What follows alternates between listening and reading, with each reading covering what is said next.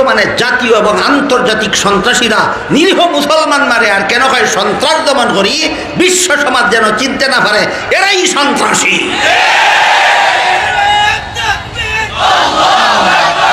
বেঈমান ইহুদি খ্রিস্টানেরা যেমন ভাবে ইসলামের জেহাদকে সন্ত্রাস বলে, ঠিক তেমনি ভাবে একদল মীর জাফর মার্কা জ্ঞান পাপী নামধারী মুসলমানও ইসলামের জেহাদকে সন্ত্রাস বলে। একদিন এরকম এক জ্ঞান পাপী আমার সামনে কইতাছে, কয় ইসলাম শান্তির ধর্ম। দেখুন বান্দরের ভাষাটাকে, তার কয় ইসলাম শান্তির ধর্ম, আর যুদ্ধ হইল রক্তপাতের মতো অপ্রীতিকর ঘটনা। অপ্রীতিকর ঘটনা কোনোদিন শান্তির ধর্মের বিধান হতে পারে না। শয়তানের যুক্তিটা বুঝলানি যাব, এই জন্যই তারা আমি জ্ঞান ফাঁফি কই। কি ফাঁফি? জ্ঞান ফাঁফি, একটা বুদ্ধিজীবী জ্ঞান ফাঁফি আমার সামনে কয় ইসলামের কি প্রশংসা, কয় ইসলাম শান্তির ধর্ম, আর জেহাদ হইল রক্তপাত ঘটাবার মতো অপ্রীতিকর ঘটনা। এরকম রক্তপাতের মতো অপ্রীতিকর ঘটনা কোনোদিন শান্তির ধর্ম ইসলামের বিধান হতে পারে না। আমি কইলাম ভাই বেটা, হাসপাতাল অশান্তির প্রতিষ্ঠান, কয় না তো আপনারা কি দেখো, হাসপাতাল অশান্তি সৃষ্টি করার প্রতিষ্ঠান না রুগীরা শান্তি দেওয়ার প্রতিষ্ঠান? ওখানে যদি তোর মতো কোনো শয়তানে হয়, হাসপাতালের মতো শান্তি প্রতিষ্ঠানের মধ্যে শান্তি স্থাপনের প্রতিষ্ঠানের মধ্যে অপারেশনের মতো রক্তপাতের ঘটনা ঘটতে পারে না। এইরকম শয়তান তুই ইলাখান শয়তান। উদাহরণ বুঝছেন নি যাব বুঝলা কিনা আমি একটু পরীক্ষা করিলাই। হাসপাতাল সমাজের মানুষের মধ্যে অশান্তি ছড়াবার প্রতিষ্ঠান না শান্তির প্রতিষ্ঠান? রুগী রেখা টিলাও রক্তপাত করো, সিলাই লাগে, বিস্তার ছড়ি থাকা লাগে, অনেকদিন অ্যান্টিবায়োটিক ওষুধ খাওয়া লাগে, এটা কি শান্তি? এই প্রশ্নের যেই জবাব ইসলাম শান্তির ধর্ম, যুদ্ধের ময়দানে গিয়া জানমাল বিলাইয়া দিয়ে আল্লাহর জান্নাতের খরিদ্দার হইয়া দাও, ওইটা কি লাখান শান্তি? এটা যে লাখান শান্তি, এটাই লাখান শান্তি। আমি কি বিষয়টা বোঝাতে পারলাম? এবার আসুন আমরা বোঝার চেষ্টা করি জেহাদ কার উপর ফরজ হয়, কখন ফরজ হয়। সন্ত্রাস দমন ব্যবস্থার নাম জেহাদ। কাজেই সন্ত্রাসের যেভাবে দুই প্রকার, জেহাদও দুই প্রকার। এক প্রকার সন্ত্রাস দমনের ব্যবস্থা এক প্রকারের জেহাদ, আরেক প্রকার সন্ত্রাস দমন ব্যবস্থা আরেক প্রকারের জেহাদ। সন্ত্রাস দুই প্রকার কি কি? একটা হইল তথ্য সন্ত্রাস, আরেকটা হইল অস্ত্র সন্ত্রাস। বলুন সন্ত্রাস কত প্রকার? একটার নাম তথ্য সন্ত্রাস, আরেকটার নাম অস্ত্র সন্ত্রাস। তথ্য সন্ত্রাসের মর্ম কি? তথ্য সন্ত্রাসের মর্ম হইল কোনো মুসলমানের উপর হামলা করে না, কোনো মুসলমানরে কাটে না, কোনো মুসলমান জব করে না, কোনো মুসলমানরে আঘাত করে না, ইসলাম ধর্মের বিরুদ্ধে অপপ্রচারণা চালায়, ইসলামের বিধিবিধানের বিরুদ্ধে অপপ্রচারণা চালায়। এইরকম তথ্য সন্ত্রাসী বর্তমানে শুধু বেঈমান কাফির নয়, মুসলমান সমাজে লক্ষ লক্ষ কোটি কোটি জ্ঞান পাপী আছে, ইসলামের বিরুদ্ধে তথ্য সন্ত্রাস ছড়ায়। তথ্য সন্ত্রাসীদের বিরুদ্ধে ইসলামে যে জেহাদ ফরজ হয়, এটাকে জেহাদে এক নামই বলা হয়, এইটাকে আক্রমণমূলক জেহাদ বলা হয়। ইসলামের বিরুদ্ধে কি বেঈমান এবং বেঈমানের মির্জাফর মার্কা দালালরা কি পরিমাণ তথ্য সন্ত্রাস মুসলমানের সমাজে ছড়াচ্ছে, এর উদাহরণ বলতে থাকলে আমার রাত পোহায় যাবে, উদাহরণ বলা শেষ হবে না। সামান্য একটি উদাহরণ দিয়ে একটু আবার দিচ্ছি শুধু আপনাদের। আল্লাহ পাক রব্বুল আলামিন পবিত্র কোরআনের সূরা আহজাবের 33 নম্বর আয়াতের শুরুতেই বলেন, ওয়াকারনা ফি বুয়ুতিকুন্না ওয়ালা তাবাররাজনা তাবাররুজাল জাহিলিয়াতিল উলা। এর অর্থ হলো, হে মুসলমান মহিলারা, তোমরা বসবাসের ঘরে থাকো। আয়াতের প্রথম অংশ, বাকি অংশের আলোচনা করার সময় আজকে আমার হাতে নাই। আয়াতের 33 সূরা আহজাবের 33 নম্বর আয়াতের প্রথম অংশ আল্লাহ বলেন, মুসলমান মহিলা বসবাসের ঘরে থাকো, মুসলমান মহিলা বসবাসের ঘরে থাকো, মুসলমান মহিলা বসবাসের ঘরে থাকো। বলুন কোন সূরার কত নম্বর আয়াত? 33 নম্বর আয়াত। এর বিরুদ্ধে তথ্য সন্ত্রাস ছড়াচ্ছে ইহুদির মতো বেঈমানেরা, খ্রিস্টানের মতো বেঈমানেরা, আরেক দল নামদারি মুসলমান মির্জাফর মার্কা জ্ঞান পাপী মুসলমানেরা। কি তথ্য সন্ত্রাস? বলে পুরুষ পথে ঘাটে হাটে মাঠে শহরে বন্দরে যেখানে সেখানে বিচরণ করতে পারে, মহিলারা বসবাসের ঘরে বসে থাকবে কেন? বসবাসের ঘর কি মহিলার বন্দিশালা? বলে কিনা? যে কোরআনের বিরুদ্ধে তথ্য সন্ত্রাস। বুঝলেন তথ্য সন্ত্রাস কারে কয়? কোরআনের বিরুদ্ধে অস্ত্র সন্ত্রাস না তথ্য সন্ত্রাস।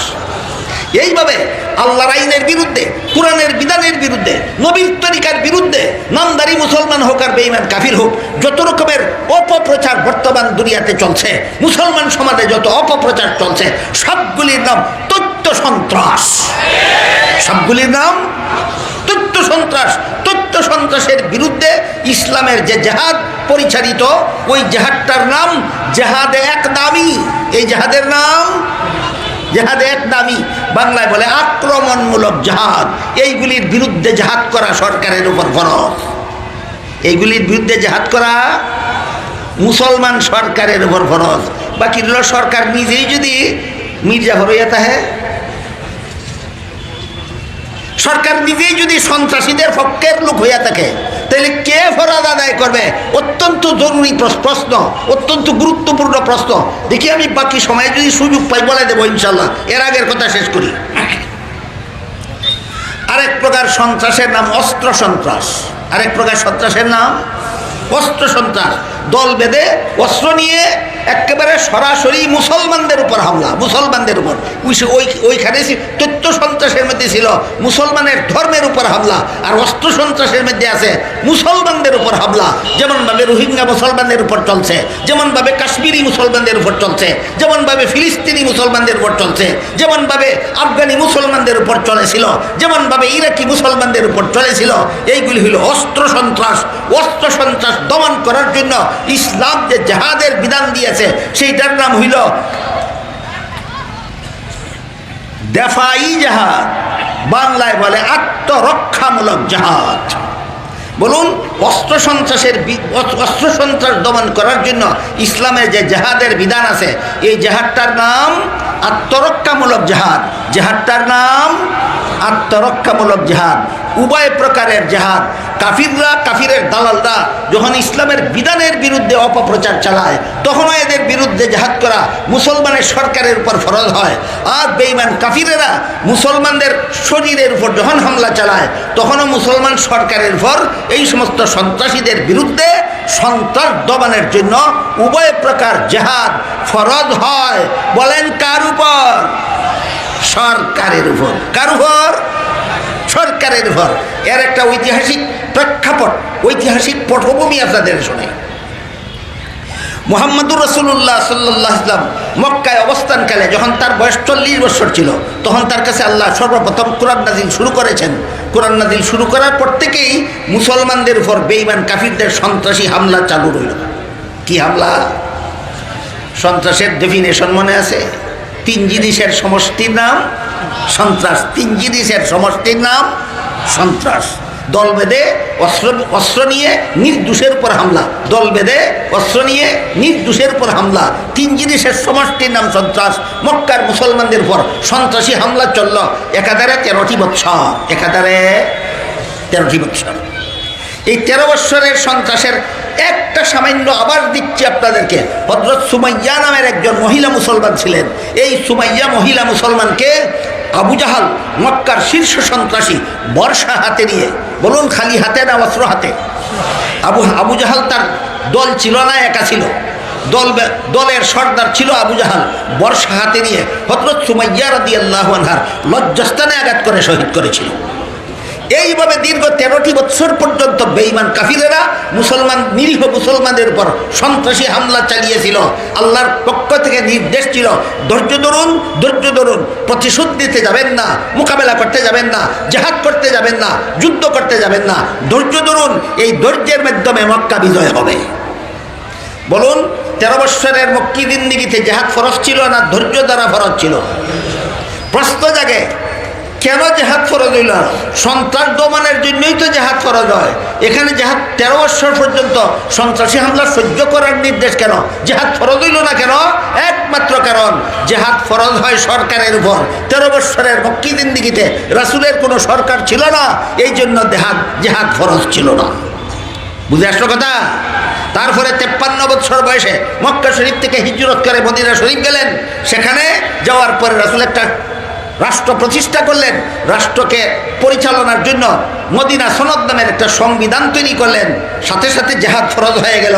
আগের বছর হিজরত করে নবী মদিনায় গেলেন, পরের বছরই মক্কা থেকে শীর্ষ সন্ত্রাসী আবু জাহাল 950 অস্ত্র সজ্জিত সন্ত্রাসী বাহিনী নিয়ে মদিনায় হামলা করার জন্য রওনা হলো।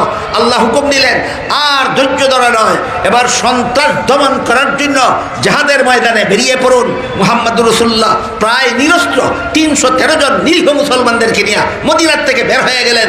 বদরের পক্ষরে উভয় পক্ষ মুখোমুখি হলো। 70টা সন্ত্রাসী নিহত হলো, 70টা মুসলমানদের হাতে বন্দী হলো, বাকিগুলি পালাইয়া যান বাঁচাইল। প্রশ্ন হলো, 13 বৎসরের মক্কি জিন্দিগিতে রাসূল এইরকম জেহাদের ময়দানে নামলেন না কেন? 10 বৎসরের মতো জিন্দিগির শুরুতেই বদরের যুদ্ধে নামলেন কেন? ওইখানে নামলেন না, সরকার ছিল না, এখানে নামলেন, সরকার আছে। এবার বলুন, জেহাদ ফরজ হয় কার উপর? সরকারের। এখন যদি সরকার নিজেই হয় ইহুদি খ্রিস্টানের দালাল, জেহাদ করবে কে কার বিরুদ্ধে? প্রশ্ন বুঝলেন কিনা?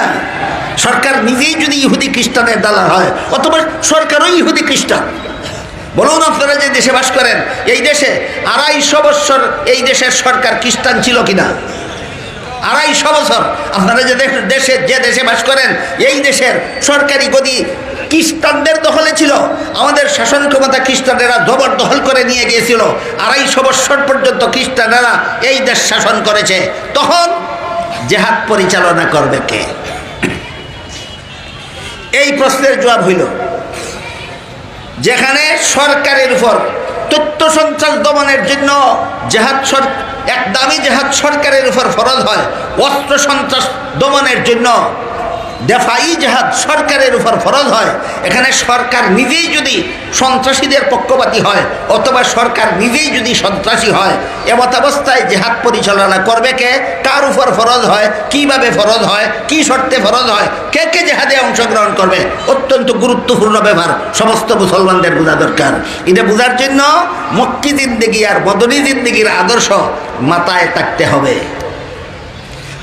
মুহাদ্দিসিনে কেরাম হাদিসের ব্যাখ্যা গ্রন্থে, মুফাসসিরিনে কেরাম তাফসীরের কিতাবে লিখেছেন যে কিয়ামত পর্যন্ত যে কোনো সমাজে, যে কোনো দেশের মুসলমান মক্কি জিন্দিগির পরিস্থিতিতে পরিণত হবে, সেই সমাজের মুসলমানদের মক্কি জিন্দিগির আদর্শ মতো ধৈর্য ধারণ করতে হবে।